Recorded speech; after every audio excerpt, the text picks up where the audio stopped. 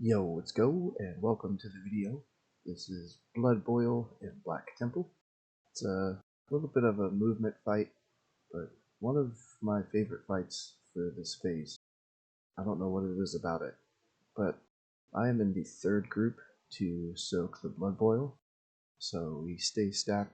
Once the second group gets theirs, I insect swarm and move during the global go out, so I'm one of the 5 that's max range, and then I re-up Fairy Fire on my way back in.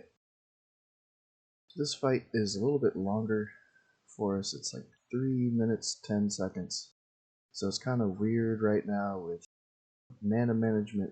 I'm not able to use Destro Pots because I give my innervate to the Arcane Mage, but if you are able to keep your innervate, I think that's going to give you that advantage on this fight more than any other fight, really.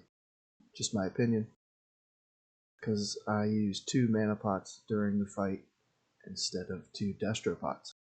I'm also using demonic runes on cooldown, and another weird thing about the timing of this fight is it's about just over 3 minutes, so it's weird if you're using heroism about a minute in during the first Fel Rage like we are. So you have to make the choice. Do you want to hold your cooldowns for heroism, like your on-use trinket, or do you want to pop one at the start of the fight and then later on at the end of the fight?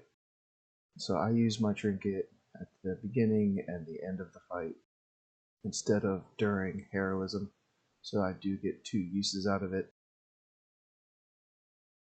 And if you're not having to move out of the group to soak the Bloodboil, it's going to also help your DPS, I think. So luckily I'm in the third group, so I only have to do it once per Fel Rage. I had a decent crit percentage on this fight, but I think it was just a little too low, and the crits weren't while my cooldowns were up.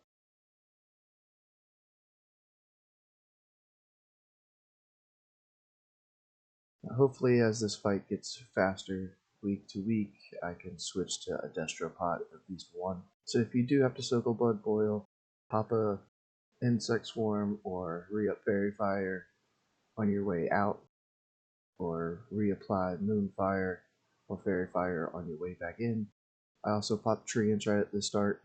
If you don't pop Treants to start the fight off, you can use your Treant cooldown to move if everything is refreshed already.